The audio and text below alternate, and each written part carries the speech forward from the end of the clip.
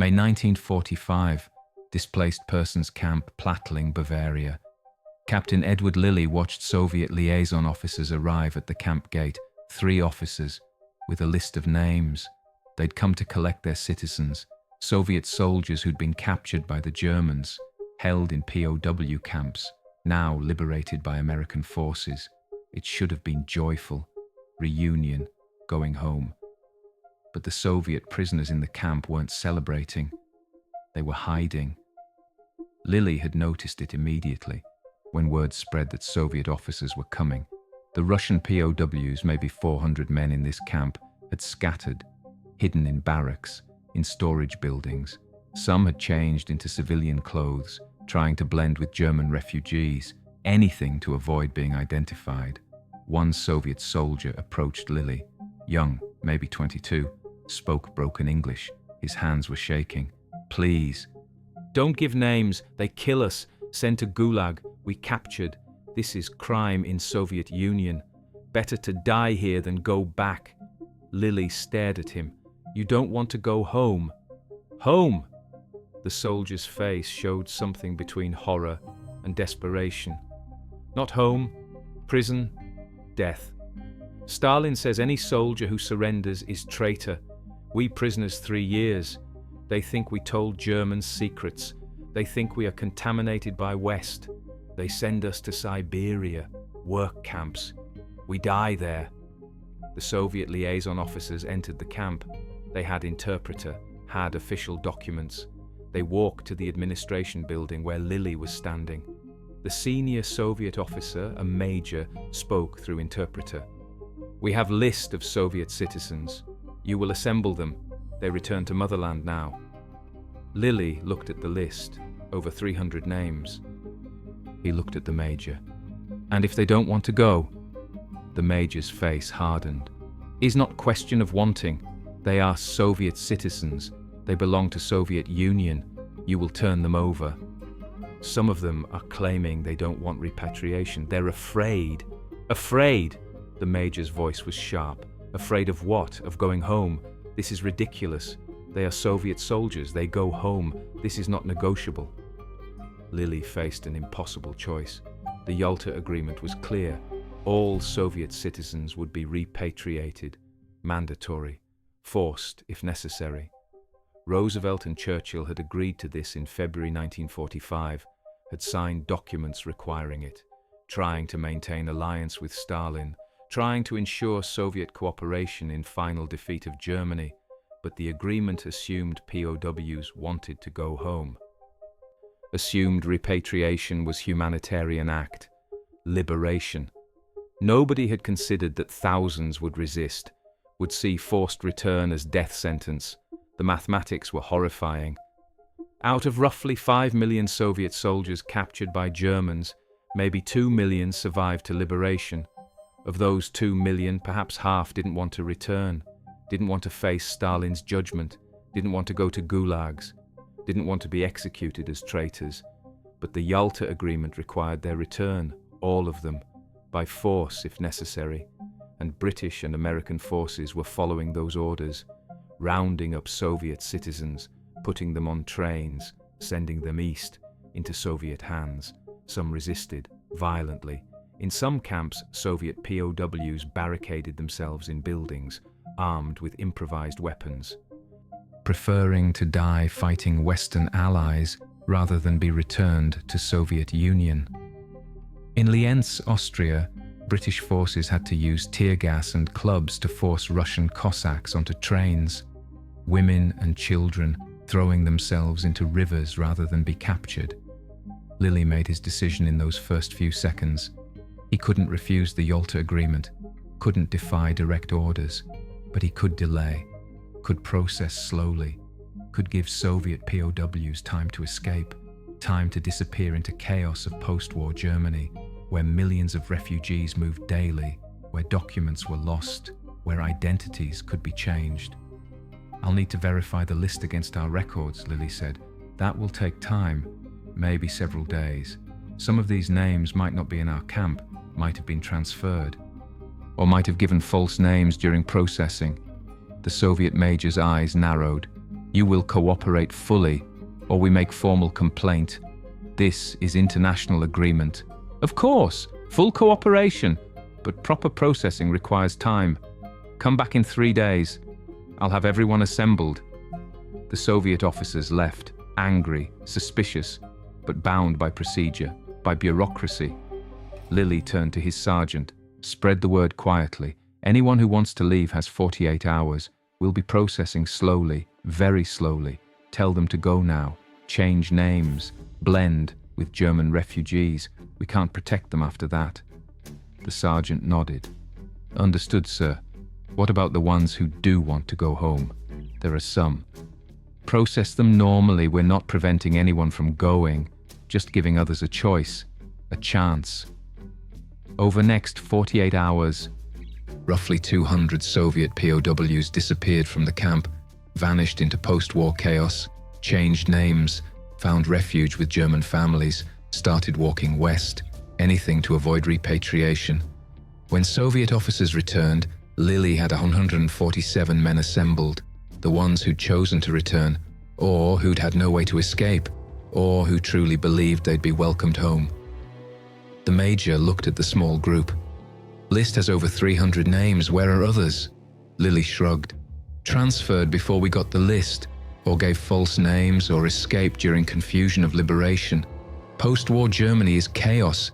People move constantly. Documents are lost. We've assembled everyone we could identify and locate. The major stared at him. Both men knew what had happened, but proving it was impossible. Lilly had given them plausible deniability, had followed orders technically, while allowing hundreds to escape. The 147 who remained were loaded onto trucks, driven to Railhead, put on trains heading east. Lilly watched them go. Some looked relieved, happy to be going home. Others looked terrified, knowing what waited. He'd never know what happened to them, never know which ones survived, which ones went to gulags, which ones were executed. The Iron Curtain was falling. Information stopped flowing. The fate of those 147 men would remain unknown. But the 200 who'd escaped had chance. Small chance, but better than certain death. 1944 to 1945. 2 years before Lilly's decision, the reality of Soviet treatment of captured soldiers was becoming clear through intelligence reports, through escaped POWs, through Soviet defectors. The picture was horrifying. Stalin's Order 270, issued in August 1941, had established the policy. Any Soviet soldier who surrendered was traitor, guilty of betraying the motherland. Punishment was death or gulag. Family members of captured soldiers were also punished, arrested, sent to camps, stripped of rights. This wasn't theoretical, it was actual policy, enforced ruthlessly. Soviet soldiers who escaped German captivity and returned to Soviet lines weren't welcomed, were immediately arrested, interrogated by NKVD, accused of collaboration, of cowardice, of espionage. Many were executed immediately. Others were sent to punishment battalions, essentially suicide units, sent on most dangerous missions, given no support, expected to die redeeming themselves. Those who survived punishment battalions, if any did, still faced suspicion, still carried stigma of having been captured.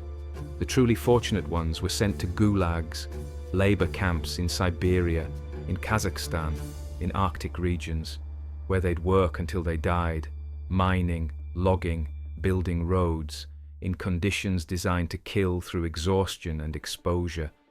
But at least they were alive, temporarily.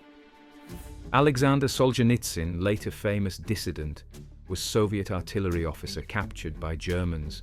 When he was liberated and returned to Soviet lines, was immediately arrested, sent to Gulag for 8 years. His crime? Being captured. Nothing more. He survived, wrote about experience. Most didn't survive to tell their stories. The German treatment of Soviet POWs was also catastrophic. This created second layer of fear. Soviet soldiers captured by Germans had witnessed atrocities, had survived concentration camps, Many had been forced to work for Germans, building fortifications, working in factories, maintaining equipment. In Soviet eyes, this was collaboration. Working for the enemy was treason. Didn't matter if you were forced. Didn't matter if alternative was death. You worked for Germans. Therefore, you were traitor. Additionally, Soviet prisoners had been exposed to Western ideas, had seen that German civilians, despite war, lived better than Soviet workers, had seen that not everything Soviet propaganda said about West was true. This exposure was contamination, made returning soldiers dangerous, made them potential sources of dissent. Stalin's solution was simple. Don't let them return to normal society. Send them to camps. Isolate them. Work them to death. Remove them permanently. This wasn't punishment for specific crimes, was preventive measure, removing potential threats to Soviet control. Soviet soldiers captured by Germans knew this, knew what waited if they returned. The choice was stark: return home and die in gulag, or refuse repatriation and risk everything to stay in West. Thousands chose not to return, despite propaganda, despite missing families, despite wanting to see homeland. The fear was greater. The certainty of death or imprisonment was greater than desire to go home. British and American forces initially didn't understand the depth of this fear, assumed Soviet POWs would be grateful to return, would celebrate liberation, would want to see families. First signs of resistance shocked Western officers. In early liberation camps, Soviet POWs refused to identify themselves, claimed to be Polish, or Baltic, or Ukrainian, from regions that had been independent before Soviet occupation, anything to avoid being classified as Soviet citizens. When forced to identify as Soviet citizens, some resisted violently.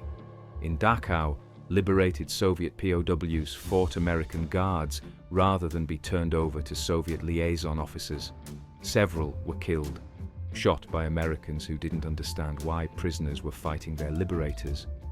In one incident in Austria, British forces loaded Cossack refugees, men, women, children, onto trains for return to Soviet Union.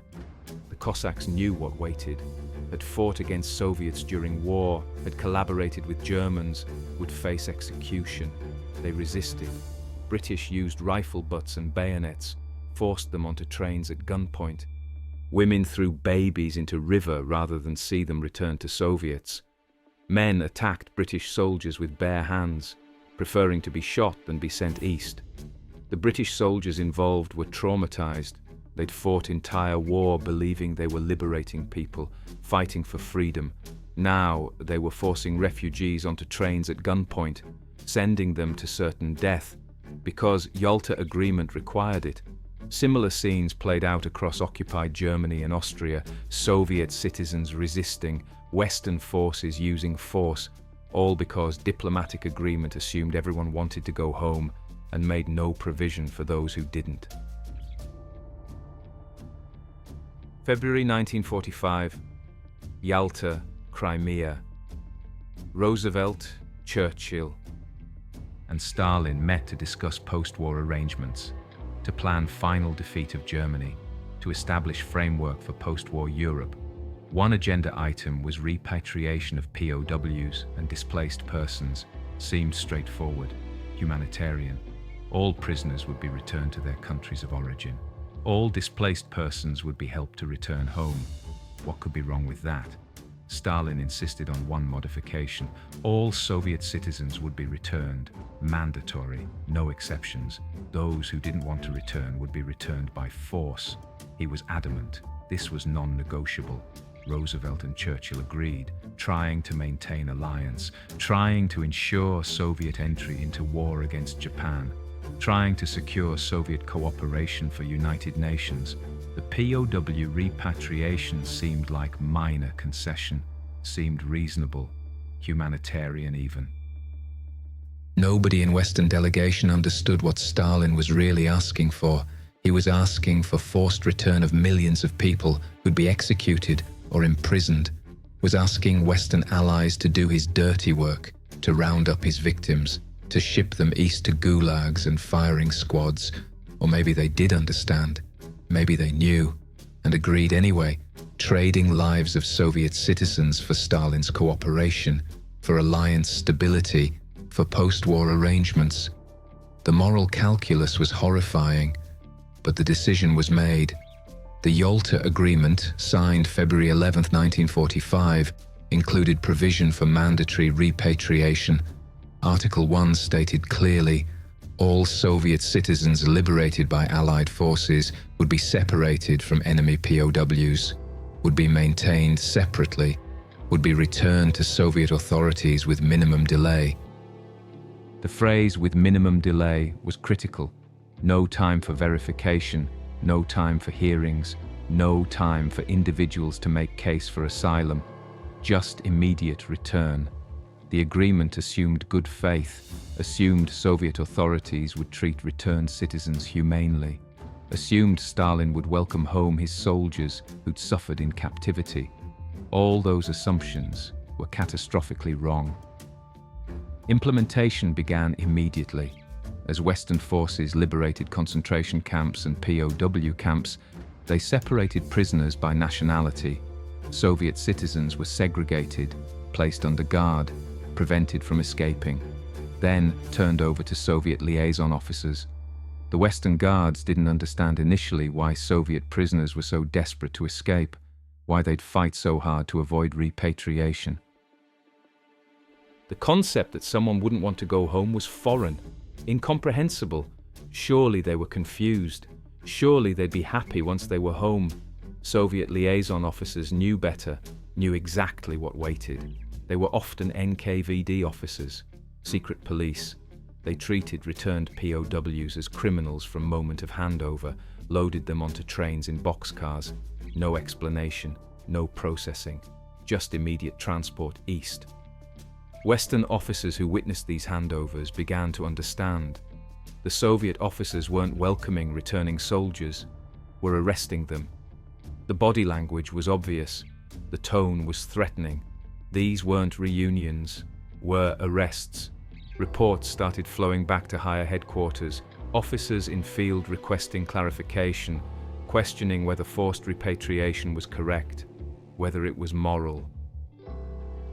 The responses from headquarters were consistent. Follow the Yalta Agreement. Don't make political decisions in field. Repatriate as directed. So they did. Followed orders. Sent millions east. To deaths. To gulags. To fates unknown. Because Yalta Agreement required it. Not all Soviet POWs resisted. Many wanted to go home, despite risks, despite knowing what might await. The pull of homeland was strong. The desire to see family, to return to familiar places, to speak native language, was stronger than fear. For these men, the choice was conscious. Understood risks, chose to return anyway. Some believed they'd be welcomed, believed Stalin would recognize their suffering. Would understand they'd been forced into captivity. These men were optimists, believed in mercy, in justice, in Soviet system that would treat them fairly.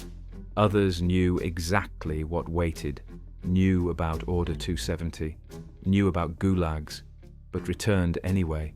Because not returning meant never seeing family again, meant living in foreign country, meant being stateless refugee. For them, going home and facing punishment was preferable to exile. These men deserve recognition. They made choice, accepted consequences, went home with eyes open. Some survived, some didn't. But it was their decision. But for thousands of others, the choice was clear. Don't return. Do anything to avoid it. These were the resistors. In Kempton, Germany, American forces held roughly 3,000 Soviet POWs awaiting repatriation. When Soviet officers arrived to collect them, the POWs barricaded themselves in barracks, armed with bed slats, with broken bottles, with anything they could find. American commander tried negotiation, sent interpreter to explain they had to comply with Yalta Agreement. The response was shouted from barricaded barracks. Then kill us here, we won't go willingly. The standoff lasted 3 days. Americans didn't want bloodshed, didn't want to storm barracks and fight men they'd liberated, but Soviet liaison officers demanded action, demanded compliance with agreement.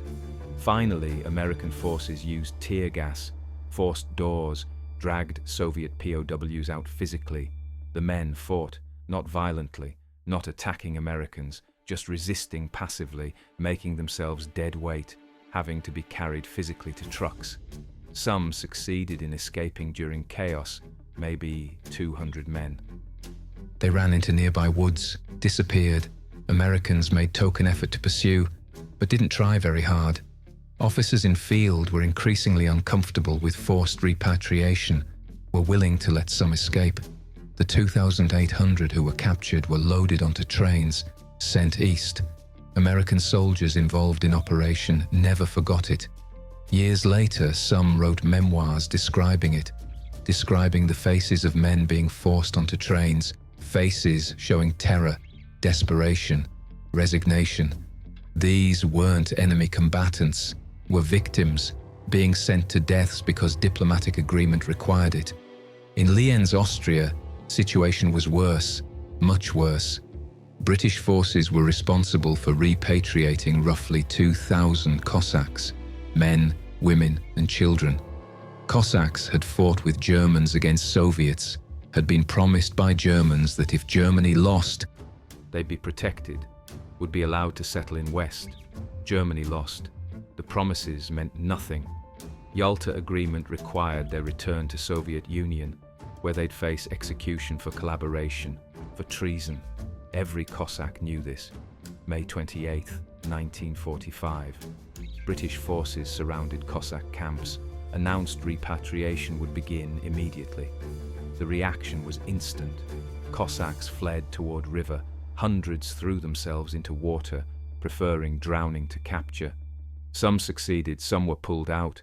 British soldiers diving in to save people who didn't want to be saved. Those who didn't reach river barricaded themselves in buildings.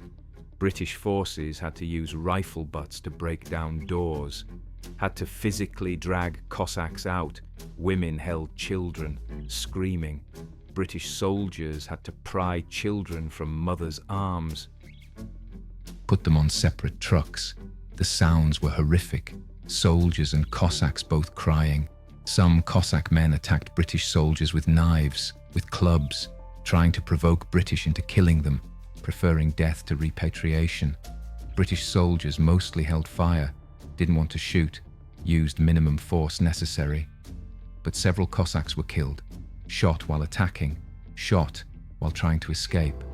Others committed suicide, hanged themselves in barracks before British could reach them, slit wrists, jumped from windows, anything to avoid capture. The camps became scenes of horror, of desperation, of mass suicide. British soldiers involved were traumatized. One officer wrote in diary, "We spent 6 years fighting for freedom. Today we destroyed it. We forced people onto trains that will take them to execution. We are no better than Nazis. We've become what we fought against." The Cossacks were loaded onto trains. Roughly 2,600 survived to be loaded. The rest had escaped or died. The trains headed east, into Soviet territory. Within months, most were executed, shot as traitors. The survivors went to gulags. Almost none survived the war's aftermath. The Lienz betrayal, as it became known, haunted British officers involved for the rest of their lives. Some sought forgiveness from Cossack survivors years later. Some never spoke of it, tried to forget, but couldn't. The memories stayed. The guilt stayed. Soviet pressure for repatriation extended beyond ethnic Russians, included anyone from territories under Soviet control.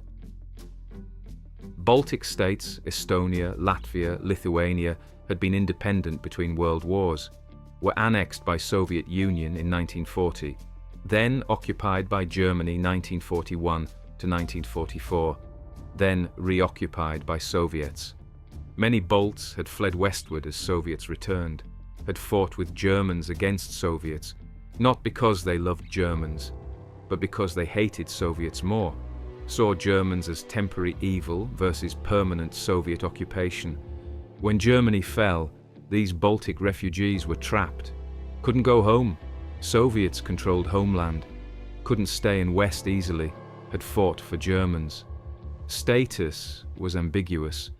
Were they Soviet citizens subject to Yalta Agreement, or were they citizens of independent nations illegally occupied by Soviets?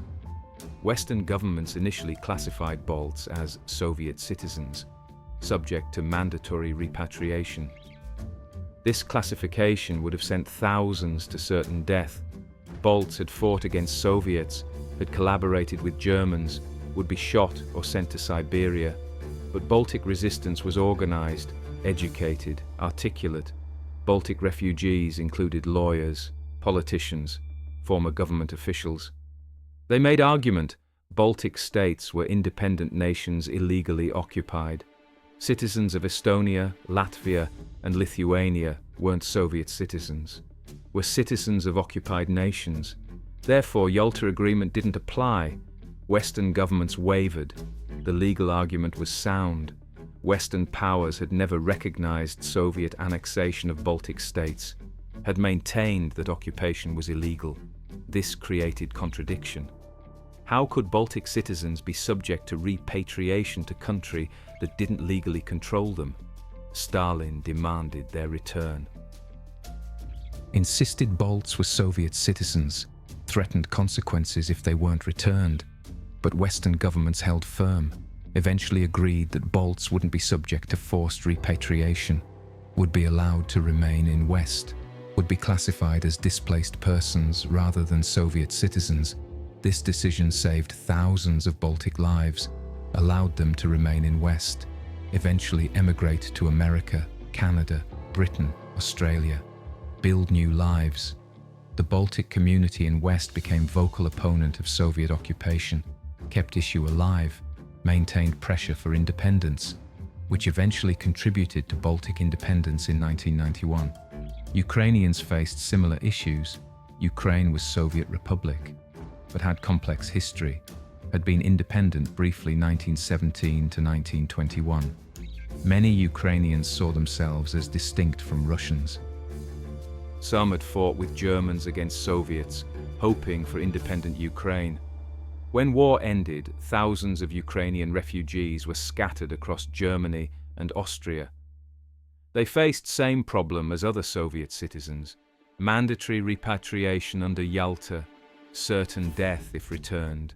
Many had fought in Ukrainian nationalist units, had committed atrocities against Soviets and Jews, would face execution. Ukrainian resistance was less successful than Baltic, partly because Ukraine was internationally recognized as Soviet territory, partly because Ukrainian units had been involved in war crimes, making their case for asylum difficult, partly because Stalin prioritized their return, saw them as dangerous nationalists who had to be eliminated. Many Ukrainians were forcibly repatriated, sent east to gulags or execution. But significant numbers escaped, changed identities, claimed to be Polish or German, blended into refugee populations, eventually found ways to emigrate west. Some Ukrainian nationalists were recruited by Western intelligence services, used their knowledge of Soviet Union, their language skills, their desperation to harm Soviet regime. This recruitment was controversial. Some of these men had committed war crimes, but Cold War priorities meant intelligence value outweighed moral concerns. The decision to use former collaborators and war criminals in intelligence work haunted Western governments for decades, created accusations of sheltering Nazis and war criminals, of allowing guilty men to escape justice. The moral compromises were profound, and consequences lasted into 21st century.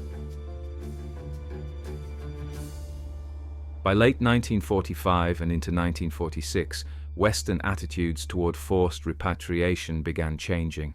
Multiple factors combined to shift policy. First, reports from field were devastating. Officers witnessing forced repatriation wrote detailed accounts, described violence, described suicides, described terror on faces of men being forced onto trains. These reports reached Western press, reached public, created outrage. Second, intelligence was accumulating about Soviet treatment of returned POWs. Western intelligence services confirmed that returnees were being sent to gulags, were being executed, were disappearing into Soviet prison system. This validated fears that resistors had expressed. Third, Cold War was beginning. Relations with Soviet Union were deteriorating. Churchill's Iron Curtain speech in March 1946 marked shift from wartime alliance to peacetime tension. In this new environment, forcing people to return to Soviet Union seemed less like humanitarian obligation and more like sending victims to enemy. Fourth, moral pressure was building. Religious groups objected to forced repatriation. Human rights activists objected. Even some military officers objected publicly. The policy was increasingly seen as betrayal of Western values, as collaboration with Soviet tyranny. In late 1946, Western governments quietly changed policy, stopped forcing repatriation of those who actively resisted, allowed Soviet citizens who clearly didn't want to return to remain in West as displaced persons, stopped using force to load people onto trains. This policy shift came too late for millions already returned, already in gulags, already executed, but it saved thousands who were still in Western-held camps, still awaiting repatriation, still resisting. For them, the policy change was literally life-saving. The new policy wasn't announced publicly, wasn't formalized in new agreements, was just quiet shift in practice. Officers in field were told to process voluntary repatriation only. Those who wanted to go could go. Those who resisted wouldn't be forced. The difference was survival versus death. By 1947, most Soviet POW repatriation was complete. Roughly 2 million Soviet citizens had been returned to Soviet Union from Western-held territories. Of those, roughly half went willingly or without active resistance. Other half resisted to varying degrees. Maybe 200,000 to 300,000 successfully avoided repatriation through escape, false identities, or policy changes allowing them to remain. The fate of those returned was documented slowly through various sources: defector testimony, intelligence reports, Solzhenitsyn's writings, other survivor accounts. The picture that emerged was grim. Most returned POWs were sent immediately to filtration camps, NKVD-run facilities where returnees were interrogated, screened for collaboration, for contamination by Western ideas, for reliability.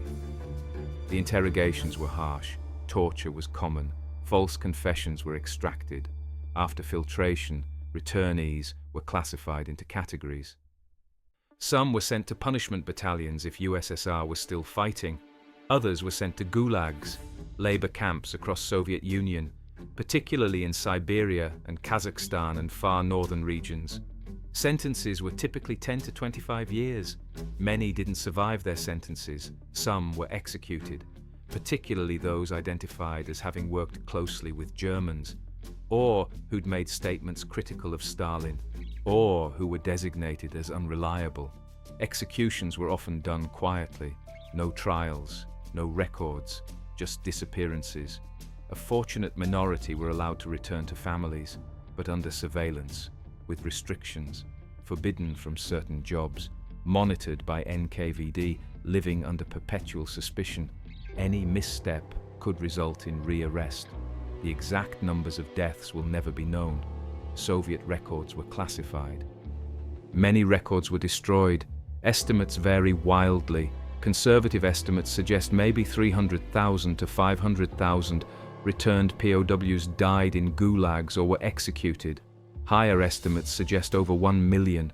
The truth is probably somewhere between. What's clear is that Stalin viewed returned POWs as threats, not as victims to be rehabilitated, not as heroes who'd suffered, but as potential sources of dissent, of contamination, of Western influence. His solution was elimination, through work, through execution, through exile to places where they couldn't affect Soviet society. The Western role in this catastrophe was long suppressed. Governments didn't want to acknowledge complicity, didn't want to admit they'd forced people onto trains heading to gulags. Military records were classified. Officers involved were told not to discuss it. The story was buried. It emerged slowly, through memoirs of participants, through historical research, through documents released decades later. By 1970s and 1980s, the full scope was becoming known. The forced repatriations, the violence, the suicides, the betrayal. Some participants sought forgiveness, wrote letters to survivor organizations, tried to explain they'd been following orders, didn't understand what they were doing. This explanation satisfied no one. Following orders wasn't excuse. Western officers had seen the terror, had heard the pleas, had used force anyway. Others remained silent, couldn't talk about it, couldn't forgive themselves. The memories of dragging screaming people onto trains haunted them, made sleep difficult, made peace impossible. The moral reckoning continues. Historians debate whether Roosevelt and Churchill understood what they were agreeing to at Yalta, whether they sacrificed Soviet citizens knowingly or naively, whether maintaining alliance with Stalin justified the human cost. No consensus has emerged. The debate reflects broader questions about World War II moral calculus, about necessary evils, about compromises with tyranny to defeat greater tyranny, about whether any end justifies certain means. What's inarguable is that thousands of people who'd survived German captivity, who'd survived Nazi brutality, were sent to Soviet captivity and Soviet brutality by Western forces who'd fought entire war claiming to defend freedom. The contradiction was profound and damning. The forced repatriation of Soviet POWs revealed fundamental truths about post-war agreements, about humanitarian obligations versus political expediency, about how diplomatic decisions affect individual lives, and about moral compromises in pursuit of greater strategic goals. First lesson: diplomatic agreements assuming all parties share same values and priorities create catastrophic outcomes when assumptions prove false and when enforcement mechanisms don't account for reality on ground. The Yalta Agreement assumed Stalin would treat returned POWs humanely, would welcome them as victims rather than punish them as traitors. These assumptions were catastrophically wrong. Stalin's worldview saw captured soldiers as betrayers of Motherland, saw exposure to West as contamination, saw returned POWs as security threats requiring elimination.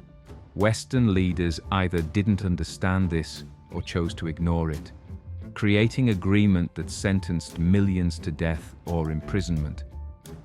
The diplomatic convenience of mandatory repatriation created human catastrophe because assumptions about shared values were false. Modern international agreements must account for different value systems, must include verification mechanisms, must allow for individual circumstances rather than blanket provisions. The assumption that all parties interpret humanitarian obligations similarly creates tragedy when assumptions prove wrong. Second lesson: military forces following orders requiring actions contradicting their fundamental values experience profound moral injury that affects them for life and damages institutional legitimacy. Western soldiers who forced Soviet POWs onto trains were traumatized. They'd fought entire war believing they defended freedom, liberated oppressed peoples, opposed tyranny. Now they were forcing people at gunpoint to return to tyranny, using violence against those who resisted, acting as enforcers for Stalin's purges. This contradiction created lasting damage. Individual soldiers suffered guilt, depression, moral injury. Institutional military culture struggled with having enforced policy contradicting stated values. Public trust was damaged when actions were revealed decades later. Modern military operations must align with stated values. Orders requiring actions contradicting fundamental principles create moral injury among personnel and damage institutional legitimacy. The obedience to orders cannot override ethical obligations when orders require participating in atrocities. Third lesson: Cold War pragmatism, requiring cooperation with totalitarian ally, created compromises where individual lives were sacrificed for strategic relationships, establishing dangerous precedent for subordinating human rights to geopolitical considerations. Roosevelt and Churchill prioritized maintaining Soviet alliance, wanted Stalin's cooperation for United Nations, wanted Soviet entry into war against Japan, wanted Soviet compliance with post-war arrangements. Trading Soviet citizens' lives for these goals seemed acceptable price at the time. This pragmatism established precedent. Human rights became negotiable. Lives became currency for diplomatic arrangements. The precedent would be repeated throughout Cold War, supporting dictators, overlooking atrocities, sacrificing individuals for strategic relationships. Modern foreign policy faces same temptations: strategic partnerships with problematic regimes, economic relationships with human rights violators. The Yalta precedent warns against treating human rights as bargaining chips. Strategic gains purchased through complicity in atrocities create long-term moral and political costs exceeding short-term benefits. Fourth lesson: bureaucratic implementation of bad policy without allowing for individual circumstances or moral judgment creates systemic atrocities where each person following orders contributes to catastrophic outcome. The forced repatriation wasn't single decision by evil person, was system where many people made small decisions, following procedures, obeying orders. Each individual action seemed justified by larger policy, but accumulated effect was catastrophic.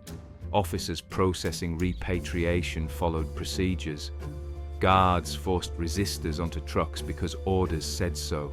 Train operators transported human cargo because that was their job. Soviet liaison officers took custody because agreement required it. Each person followed rules, but collective result was thousands sent to deaths. Modern organizations must allow moral judgment at implementation level, must permit questioning of orders, must create mechanisms for raising ethical concerns. The bureaucratic efficiency of following procedures without moral evaluation enables atrocities where no single person believes they're doing wrong, but collective outcome is monstrous. Fifth lesson: post-war refugee situations require distinguishing between those who genuinely want to return home and those for whom repatriation means persecution or death, and that voluntary repatriation is only legitimate solution. The assumption that all POWs wanted to go home was dangerously naive. Created policy forcing people to return to countries where they faced execution. The resistance, the suicides, the violence, the desperate escapes demonstrated that many prisoners preferred any fate to repatriation. Modern refugee policy learned from this catastrophe. International law now recognizes that forced return of refugees to countries where they face persecution violates fundamental human rights. The principle of non-refoulement, not returning refugees to danger, is now established international norm. This principle emerged partly from recognition of Yalta's failures, but implementation remains problematic. Countries still force return of refugees, still prioritize immigration control over protection, still make diplomatic calculations about whose suffering matters. The Yalta lesson, that forcing return to persecution is moral catastrophe, must be continually relearned. Captain Edward Lilly never spoke publicly about his decision to delay processing at Plattling camp. never wrote memoir, never sought recognition, but he lived with knowledge that his small act of resistance saved roughly 200 lives, men who escaped during those 48 hours, who started new lives in West, who survived because one officer chose to interpret orders liberally, to process slowly, to give desperate men chance to flee. Decades later, one of those men found Lilly, had tracked him down through military records, wanted to say thank you, wanted Lilly to know that his small rebellion had mattered, that the delay had saved not just him, but his family, that his children and grandchildren existed because Lilly had given him 48 hours to disappear. Lilly listened to the man's story, then said simply, "I couldn't save everyone. Could only give some a chance. Glad you took it." The estimated 2 million Soviet citizens forcibly repatriated to USSR represented Allied compliance with diplomatic agreement that prioritized strategic relationship over individual lives, agreement that assumed shared humanitarian values that didn't exist, agreement that sent millions to gulags, execution, or lives under perpetual suspicion. Because Roosevelt and Churchill believed maintaining Stalin's cooperation required this sacrifice, because officers in field followed orders despite witnessing resistance and terror, because bureaucratic efficiency in implementation overrode moral judgment that might have prevented some suffering. By the time Western policy changed in late 1946, allowing those who resisted to remain in West, roughly 2 million had already been returned. Already processed through filtration camps, already sent to gulags or execution sites, already disappeared into Soviet system where most would die. The policy change came too late for them, but saved perhaps 200,000 who were still awaiting repatriation, still resisting, still hoping that Western promises about freedom might someday apply to them as well. The mathematics proving that diplomatic agreements ignoring on-ground reality create catastrophic outcomes when implementation requires force against desperate people were written through thousands of individual tragedies, through suicides at Lienz, through escapes from Plattling, through silent disappearances into Soviet prison system, through decades of guilt among Western soldiers who'd enforced policy contradicting everything they'd fought for. Demonstrating that sometimes greatest betrayals occur not through dramatic decisions by villains, but through procedural compliance by good people following orders that send thousands to their deaths.